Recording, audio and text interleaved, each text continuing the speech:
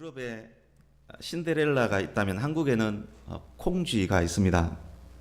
콩쥐의 계모 베시입니다.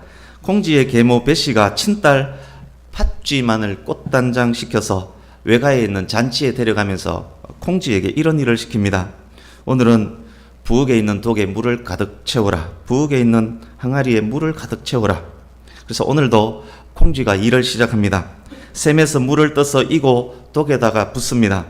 그런데 아무리 부어도 독은 차지 않고 붓는 순간 물은 항아리 밖으로 다 새버립니다. 아침부터 물을 부었습니다. 온몸은 엉망이 되었습니다. 착한 콩쥐, 그래도 계속 물을 길어 나릅니다. 그때 맷돌만한 두꺼비 한 마리가 마당 한쪽에서 기어 나와서 콩쥐에게 이렇게 이야기합니다. 콩쥐야, 그 항아리 안에는 손가락 하나 들락거릴 만한 구멍이 있다. 밑 빠진 독이라 그 항아리에 물을 채울 수가 없다. 불쌍한 너를 참아 보지 못해서 내가 왔다. 네가 독을 기울여주면 내가 그 안에 들어가서 한동안 수단을 부리겠다. 콩쥐가 항아리를 기울여주자 늙은 두꺼비가 항아리 안으로 들어갑니다. 그리고 항아리 속 구멍을 온몸으로 막습니다. 콩쥐가 물을 길어 나르니 몇 번 나르지 않아서 항아리가 가득 찹니다. 우리가 너무도 잘 아는 이야기, 콩쥐 팥쥐의 일부분이었습니다. 일부분은 제가 각색했습니다. 근데 여러분, 이 이야기가 진짜일까요? 물론 새빨간 거짓말입니다. 이 이야기는 거짓말이지만 그렇지만 이 안에는 어떤 과학적 사실이 있습니다. 그것이 무엇입니까? 밑 빠진 독에 물을 채울 수 없다입니다. 매우 중요한 사실입니다. 어떤 큰 항아리가 있습니다. 밑도 빠졌고 손가락 들락일 만한 크기의 구멍도 여러 개가 있습니다. 뿐만 아닙니다. 항아리 안팎이 많이 상했고 여러 곳에 검도 가 있습니다. 항아리 불룩한 허리 부분에도 몇 곳 구멍이 나 있습니다. 사람의 말까지 하는 몇백 년 묵은 두꺼비는 없습니다. 설사 있더라도 불룩한 배 부분에 난 구멍은 두꺼비가 붙어 있을 수 없기 때문에 방법이 없을 것입니다. 설사 특공대 출신 두꺼비가 밧줄에 매달려 버틴다 해도 10마리 이상은 필요하기 때문에 불가능합니다. 이 자리에 계신 여러분에게 이 항아리를 가득 채우는 임무가 주어졌습니다. 어떻게 하면 이 항아리에 물을 가득 채울 수 있을까요? 말씀 들으면서 어떻게 하면 물을 채울까? 그 생각도 약간씩 하시기 바랍니다. 너무 많이 하면 말씀에 집중이 안 되니까 약간씩 하시기 바랍니다. 오늘 본문 시편 27편 시의 제목을 보십시오. 그냥 다윗의 시라고만 기록되어 있습니다. 그렇습니다. 이 시의 저자는 우리가 너무도 잘 아는 다윗입니다. 다윗은 기독교인이 아닌 사람들에게도 널리 알려진 인물입니다. 다윗은 BC 1010년부터 BC 970년까지 40년 동안 이스라엘을 다스렸던 왕입니다. 성경에는 많은 동명이인들이 있지만 다윗이란 이름은 말씀드렸던 이 한 사람밖에 없습니다. 다윗 그러면 성경의 이 인물입니다. 지혜와 지식, 용맹에서 뛰어난 왕, 이스라엘을 당대 지역의 패권국으로 만들었던 왕입니다. 뿐만 아닙니다. 용모도 빼어났습니다. 미켈란젤로는 성경에서 영감을 얻어서 다윗의 용모를 대리석으로 조각했습니다. 우리가 너무도 잘 아는 다비드상, 이게 미켈란젤로가 상상했던 빼어난 다윗의 용모입니다. 다윗의 생애에 대해서 짧게 설명을 드리려고 합니다. 다윗은 예수님의 조상이기 때문에 유다 지파입니다. 2세의 8번째 아들로 태어났습니다. 다윗은 소년 때부터 양을 치는 목동이었습니다. 양을 지키기 위해서 곰과도 사자와도 싸웠고 또 곰 사자와 싸워서 이겼던 사람입니다. 청소년기에는 1대1 싸움의 최강자 블레셋의 골리앗을 이긴 사람입니다. 그에게 고통과 시련의 시기가 없었던 것은 아닙니다. 다윗을 시기한 이스라엘의 초대왕 사울이 다윗을 죽이기 위해서 온갖 방법을 다 동원했습니다.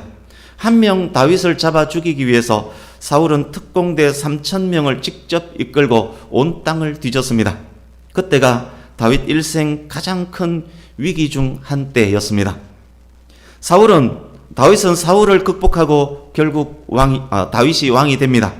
수많은 전쟁에서 승리합니다. 예루살렘을 탈환합니다. 예루살렘은 이스라엘의 수도가 됩니다. 우리가 일반적으로 아는 다윗성 그리고 시온성, 이것은 예루살렘을 일컫는 말입니다. 예루살렘은 그렇게 이스라엘의 수도가 됩니다.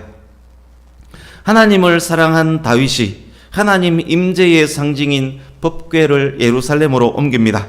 이스라엘은 큰 승리를 계속 거둡니다.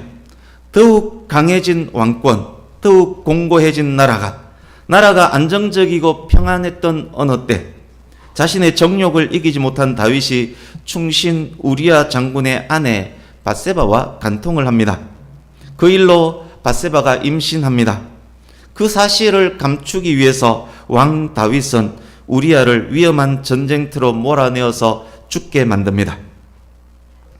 그 이후 다윗에게 또 한 번의 큰 위기가 발생합니다. 아들 압살롬이 다윗을 반역합니다. 아들이 이끄는 막강한 군대가 아버지를 죽이기 위해서 달려옵니다. 다윗이 총애했던 신하 아히도벨까지 반역에 가담합니다. 다윗은 아들을 피해서 맨발로 울면서 도망해야만 했습니다. 그러나 압살롬의 반역도 결국은 실패로 끝납니다. 전체적 상황은 다윗에게 절대 불리했지만 다윗은 결국 이 반역을 극복하고 다시 왕권으로 돌아옵니다. 왕권을 차지합니다. 다윗의 통치는 계속됩니다. 노년의 다윗, 아들 솔로몬에게 왕위를 물려준 후 죽습니다. 다윗의 생애와 관련 나눌 말씀은 굉장히 많습니다만 오늘 본문 설명을 위한 부분만을 짧게 설명을 드렸습니다. 말씀드렸던 다윗 생애를 기억하시면서 본문을 보겠습니다. 다윗 생애 전체는 말씀드렸듯이 하나님과는 뗄래야 뗄 수 없는 관계에 있었습니다. 다윗은 그 누구보다도 하나님을 잘 알았고 누구보다도 하나님의 위대하심을 경험했던 사람입니다. 다윗이 하나님을 잘 알기에 하나님을 확실히 신뢰할 수 있었습니다. 1절 보십시오. 1절은 하나님에 대한 절대적 확신의 표현입니다. 하나님은 다윗에게 빛과 구원과 생명의 능력이었습니다. 능력으로 번역된 원어는 더 정확하게 번역하면 요새, 피난처가 더 정확한 번역입니다. 여호와께서 다윗의 빛과 구원과 생명의 피난처가 되신다면 다윗에게는 세상에 그 누가 두렵겠으며 세상에 그 무엇이 무서웠겠습니까? 2절입니다. 이 시를 쓰고 있는 때가 언제인지 정확히는 알 수 없지만 시인 다윗이 과거 하나님께서 자기의 빛과 구원과 생명의 요새였던 때를 기억하면서 이렇게 고백합니다. 악인들이 그토록 나를 공격했지만 나의 대적들, 원수들이 오히려 자빠졌었지. 지금까지 그렇게 하나님께서 나를 도우셨다. 하나님께서 나를 여기까지 인도하셨다. 하나님으로 인해 내가 승리했다. 에베네셀의 하나님을 내가 찬양한다. 그 말씀이 2절입니다. 이제 3절입니다. 승리했던 과거의 경험이 현재의 확신을 만들었고 현재의 확신은 또다시 미래의 승리를 확신하게 만들고 있습니다. 다윗이 3절에서 이렇게 말합니다. 군대가 나를 포위해서 진을 칠지라도 전쟁이 일어나서 나를 치려 할지라도 나는 두려워하지 않으리. 어떤 위기 상황이 있을지라도 하나님이 나와 함께 하시기에 나는 오히려 더 평안하고 오히려 더 하나님 의지하고 오히려 더욱 안전할 것이다. 결국 2절, 3절, 3절은 이런 고백, 이런 확신, 이런 평안함의 고백입니다. 2, 3절을 눈으로 읽으면서 들어주십시오. 이런 고백입니다. 목동일 때 사자가 나를 공격했었지만 나는 사자를 물리쳤다. 사자에게서 구원받았기에 곰도 두렵지 않았다. 곰이 공격했을 때 내가 곰을 쳐 죽였다. 곰에게서 구원받았기에 나는 이종 격투기 세계 챔피언 거인 골리앗도 두렵지 않았다. 내가 골리앗을 이겼다. 골리앗에게서 구원받았기에 나를 죽이려는 사울 왕도 두렵지 않았다. 사울에게서 구원받았다. 사울에게서 구원받았기에 철저히 준비된 압살롬의 반역도 두렵지 않았다. 압살롬에게서 구원받았다. 여호와께서 나의 빛, 나의 구원, 나의 요새가 되시니 앞으로 어떤 일이 있을지라도 나는 두렵지 않다. 하나님 안에서 오히려 더욱 안전하고 더욱 평안할 것이다. 혈육을 가진 사람이 하나님과 함께하는 나를 어찌하리요? 여러분, 다윗의 이 확신, 다윗의 이 용기, 다윗의 이 평안함, 도대체 이것이 어디에서 나온 것입니까?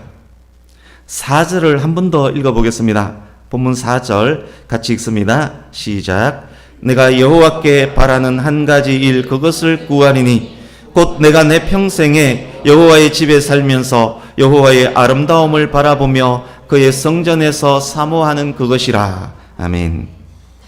다윗의 가치관 최정점에 있는 것이 하나 있었습니다.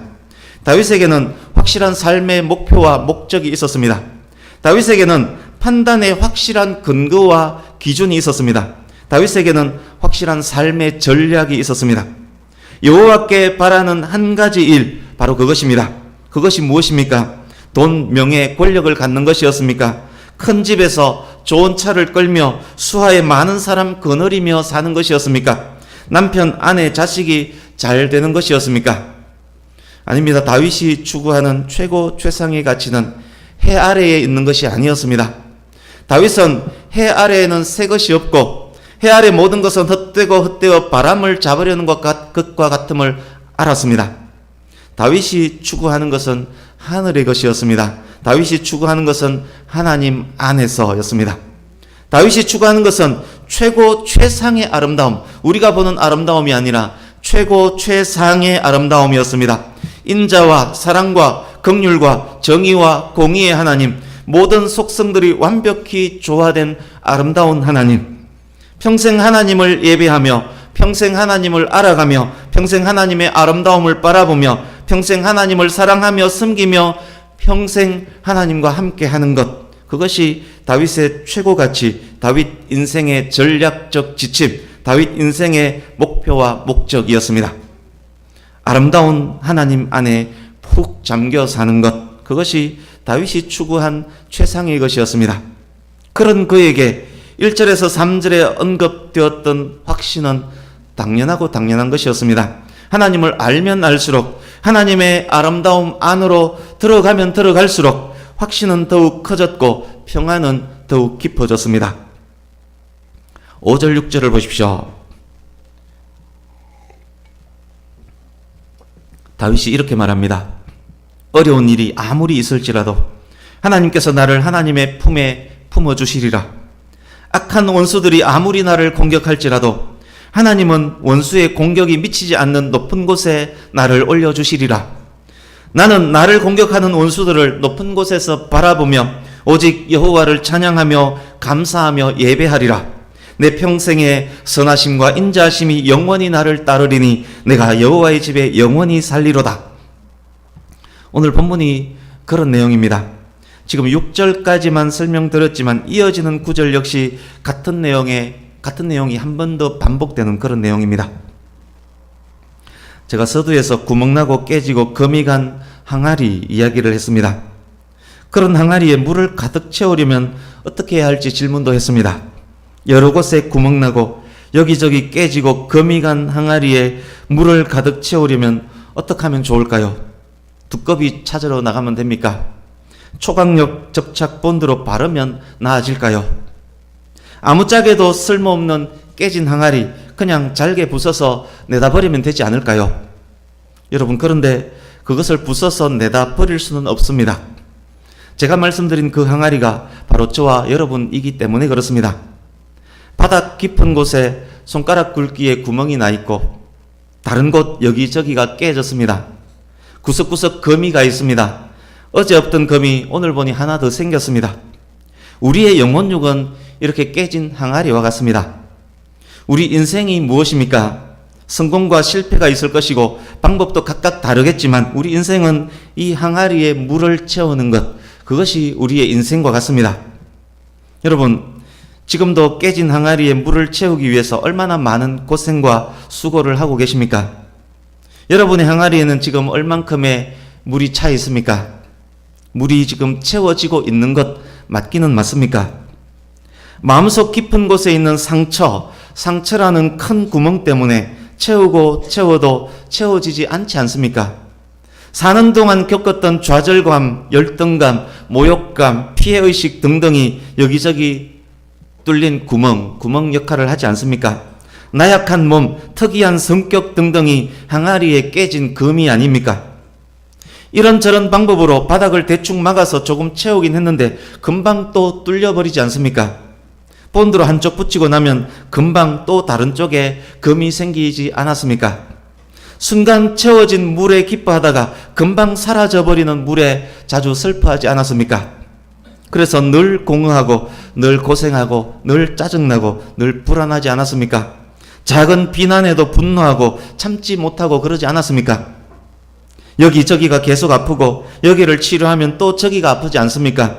낡은 항아리처럼 우리 육체는 계속 늙어가고 있지 않습니까? 그래서 늘 불안하고 늘 공허하지 않습니까?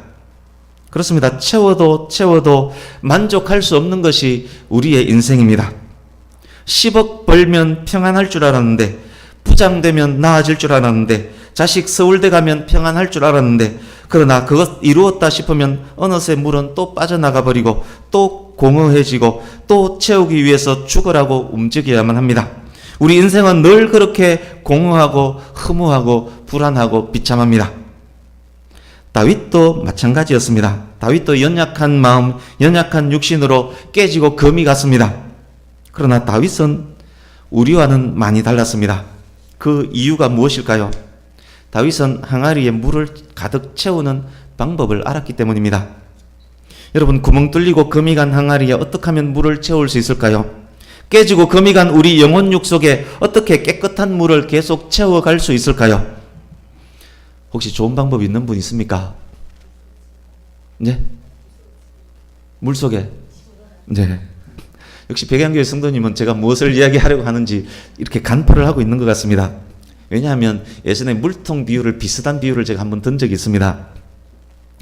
다윗의 방법을 가르쳐 드리겠습니다. 매우 쉽지만 또한 매우 어려운 방법입니다. 깨진 항아리에 물을 가득 채우려면 깨진 그 항아리를 물이 가득 찬 더 큰 항아리에 넣으면 됩니다. 하나님은 무한히 넓고 무한히 깊고 무한히 큰 항아리와 같은 분입니다. 하나님은 거룩과 사랑과 공의와 정의가 아름답게 조화를 이루며 충만하게 가득한 분입니다. 내가 하나님 안으로 깊이 들어가면 나의 깨진 틈으로, 금이 간 틈으로 물이 새나가는 것이 아니라 오히려 물이 들어옵니다. 하늘 아래의 것을 최상의 가치로 여기며 그것을 채우기 위해 죽으라 물을 날라도 헛되고 헛될 뿐이었지만, 나를 하나님 안으로 담그면 담그는 그 밑바닥부터 물이 채워집니다. 하나님을 나의 왕으로, 하나님을 나의 최대 가치로, 하나님 예배함을 최상의 가치로 여기면 나의 항아리는 저절로 채워집니다. 나의 마음 깊은 곳에 있는 그 상처가 치유됩니다. 그 상처가 오히려 나를 채우는 통로 역할을 합니다. 나의 연약함이 오히려 은혜의 통로가 되고 나의 약함이 오히려 강함이 되는 것입니다. 하나님으로 인해 내 안에 생수가 가득 차면 나는 참 평안을 누리게 됩니다. 군대가 나를 향해 진을 칠지라도, 전쟁이 일어나 나를 공격하더라도 염려하지 않습니다. 내가 하나님 안에 있고 하나님께서 내 안에 계시니 두려울 것 없습니다. 하나님은 계속해서 나의 빛, 나의 구원, 나의 생명의 요새가 되어주십니다. 그것이 계속 반복될수록 하나님을 더욱 알게 되고, 그렇다면 확신은 더욱 커집니다. 과거와 현재와 미래가 어떤 두려움을 주지 못합니다. 불안한 마음이 평안을 얻습니다. 어릴 때부터 마음 중심으로 하나님을 사랑했던 다윗이었기에 다윗은 그것을 알았고, 다윗은 계속 위기를 극복할 수 있었고 계속 승리할 수 있었습니다. 무서운 죄를 지었을 때 다윗은 즉각 회개를 했습니다. 다윗이 즉각 회개를 할 수 있었던 이유 역시 하나님에게 최고의 가치를 두는 다윗의 그런 삶으로 인한 것이었을 것입니다. 예수님께서도 방금 설명드린 이 원리에 대해서 이미 말씀하셨습니다. 우리 말씀 몇 곳 찾아보려고 합니다. 시편 27편은 표시해 두시고 마태복음 11장으로 갑니다. 신약성경 18페이지.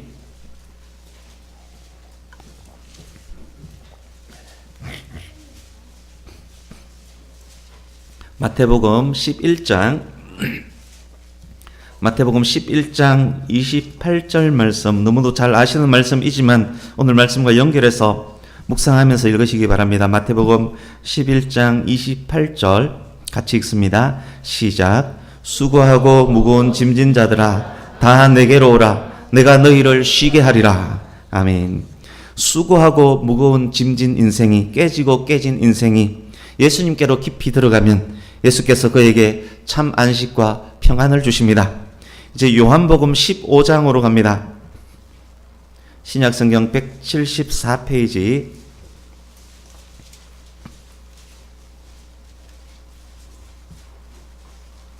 요한복음 15장 5절을 같이 읽습니다. 요한복음 15장 5절 시작. 나는 포도나무요 너희는 가지라. 그가 내 안에 내가 그 안에 거하면 사람이 열매를 많이 맺나니 나를 떠나서는 너희가 아무것도 할 수 없음이라. 아멘. 15장 7절도 읽습니다. 7절 시작. 너희가 내 안에 거하고 내 말이 너희 안에 거하면 무엇이든지 원하는 대로 구하라. 그리하면 이루리라. 아멘. 예수님과의 관계가 포도나무와 가지와의 관계가 된다면, 예수님 안에 내가 있고 내 안에 예수님이 계시다면 깨지고 갈라진 항아리일지라도 우리의 항아리는 생수로 가득 채워집니다. 뿐만 아닙니다. 그런 삶을 살면 이기고 또 이기는 삶을 살 수 있습니다. 어떤 위기가 오더라도 두려움 없이 담대하게 이겨낼 수 있습니다. 전능의 하나님께서 그렇게 역사하시는 것입니다. 바울 사도가 성도를 일컬어 한 몸의 지체라고 말씀드렸습니다. 한 몸의 지체도 동일한 원리입니다. 머리이신 예수님 안에, 예수님께서 내 안에, 한 몸의 여러 지체 역시 동일한 원리입니다. 오늘이 백양교회 창립 7주년 기념주일로 지키고 있습니다. 저 역시도 깨지고 금이 간 항아리였습니다. 채워도 채워지지 않았고 실패와 불안과 공허가 계속될 뿐이었습니다. 그러나 하나님을 향할 때, 하나님 안으로 들어가서 그 뜻을 확인할 때, 주어진 사명에 최우선 가치를 두고 방향을 정하고 나갈 때 치유와 회복과 평안이 주어졌습니다. 하나님께서 백양교회를 이곳에 세우셨고 또 저를 백양교회 목회자로 부르셨습니다. 교회가 세워진 이후 지금까지 7년을 되돌아볼 때 모든 것이 하나님의 은혜였습니다. 실수하고 실패할 때도 물론 있었습니다. 채워도 물이 새던 때, 불안하고 초조할 때도 물론 있었습니다. 그렇지만 오직 하나님 바라보고 표대를 향해서 한 방향으로 나아갈 때, 오직 하나님 안으로 더욱 들어가려고 애쓸 때, 넘어지고 자빠지지만 또 일어서서 그 방향을 향해 나아갈 때, 때마다 시마다 힘주시고 능력 주시고 이기게 하시고 또 하나님의 사람들을 시에 따라서 적절한 때 보내주셨습니다. 우리 모두 경험으로 그것을 확인했습니다. 성도 한 분 한 분이 더욱 하나님 안에서 하나님의 거룩을 닮으려 노력할 때 하나님께서 성도님들의 기도를 들으심도 우리는 오늘도 매일 확인하고 있습니다. 곰을 만났을 때 곰에게 구원하셨고, 사자를 만나도 두려워하지 않게 하셨고, 사자를 만났을 때 사자에게 구원하셨고, 더 큰 강적을 만날 때도 두렵지 않게 하셨습니다. 앞으로 어떤 일이 있을지라도 또 구원하실 것임에 대한 확신을 갖게 하셨습니다. 이제 백양교회와 저와 여러분은 어떻게 해야 합니까? 오늘 말씀을 들었다면 앞으로 우리의 삶은 어떠해야 합니까? 이 자리에 계신 모든 성도님들 어떻게 해야 합니까? 여전히 깨지고 금이 가서, 아무리 성도이지만 여전히 깨지고 금이 간 항아리 아닙니까? 여전히 깨지고 금이 가서 여전히 공허하고 공허한 분 혹 계십니까? 그렇다면 여러분은 이제 이후로 어떻게 해야 합니까? 오직 예수 그리스도를 나의 왕, 나의 하나님으로 마음의 보좌에 모시기 바랍니다. 오직 하나님 안으로 더욱 깊이 들어가시기 바랍니다. 그 무엇보다도 하나님을 향한 예배에 최우선을 두시기 바랍니다. 하나님이 우리의 열망과 야망이 되게 하시기 바랍니다. 그리고 나에게 주어진 그 일, 하나님께서 나에게 맡겨주신 그 일, 그 일에, 선한 일에, 거룩한 일에 더욱 최선을 다하시기 바랍니다. 백양교회도 마찬가지입니다. 더욱 하나님의 영광을 위해서, 더욱 영과 진리의 온전한 예배를 위해서 노력해야만 합니다. 세상 기웃기웃하지 않고, 돈, 명예, 권력 기웃기웃하지 않고, 오직 양을 돌보고 오직 악한 이리들과 싸우는 백양 목장이 되어야 할 것입니다. 강단에서는 오직 하나님의 말씀만이 전해져야 할 것입니다. 모든 양들이 들어가도 나가도 풍성한 꼴을 얻는 백양교회 목장이 되어야 할 것입니다. 방해가 많으면 많을수록, 악한 대적이 많으면 많을수록 우리는 더욱 그것에 매진해야 할 것입니다. 그런 백양교회, 그리고 백양교회 모든 성도님이 되어야 할 것입니다. 그럴 때 우리는 평안을 누리게 될 것입니다. 적진 깊숙이에 내가 홀로 있더라도, 아마존 깊은 밀림 속에 홀로 남겨져 있을지라도, 인도 그 시골 골짜기에 내가 홀로 있을지라도, 망망대해 바다 가운데서 표류하고 있을지라도, 우주에 홀로 남겨져 있을지라도 하나님으로 인해서 오히려 평안할 것입니다. 그런 우리 모두에게 하나님께서 힘주시고 능력 주시고 기도를 들어주시고 이기게 하시는 것 더욱 당연하지 않겠습니까? 하나님께로 매일매일 나아오는 자들에게, 하나님을 전심으로 찾는 자들에게 하나님께서 가장 좋은 것으로 상 주시는 것 당연하지 않겠습니까? 백양교회를 통해서, 백양교회 모든 성도님을 통해서, 이 자리에 함께 하시는 모든 분들을 통해서 오직 하나님께서 더욱 영광 받으시지 않겠습니까? 말씀 한 곳을 결론으로 읽고 마치려고 합니다. 하나님으로 가득 채우기를 다짐하는 저와 여러분들에게, 다윗이 바라고 구했던 그 한 가지 일을 동일하게 바라고 구하는 저와 여러분에게, 그리고 백양교회 공동체에게 주시는 하나님의 음성으로 들리기를 바랍니다. 우리 주보 오른쪽 하단에 있는 말씀, 로마서 8장 35절에서 39절 말씀을 한 목소리로 같이 읽겠습니다. 같이 읽습니다. 시작. 누가 우리를 그리스도의 사랑에서 끊으리요? 환난이나 기록된 바 우리가 종일 죽임을 당하게 되며 도살당할 양같이 여김을 받았나이다 함과 같으니라. 그러나 이 모든 일에 우리를 사랑하시는 이로 말미암아 우리가 넉넉히 이기느니라. 내가 확신하노니 사망이나 생명이나 천사들이나 권세자들이나 현재의 일이나 장래의 일이나 능력이나 높음이나 깊음이나 다른 어떤 피조물이라도 우리를 우리 주 그리스도 예수 안에 있는 하나님의 사랑에서 끊을 수 없느니라. 아멘. 우리를 사랑하시는 하나님으로 인해 넉넉히 이기시는 저와 여러분 모두 되시기를, 더욱 감사함으로 하나님을 예배하며 찬양하는 우리의 삶이 되시기를, 만군의 여호와께서 함께 하심으로 강성하였던 다윗과 같은 우리 모두 되시기를 예수님 이름으로 축복합니다. 아멘. 기도하겠습니다.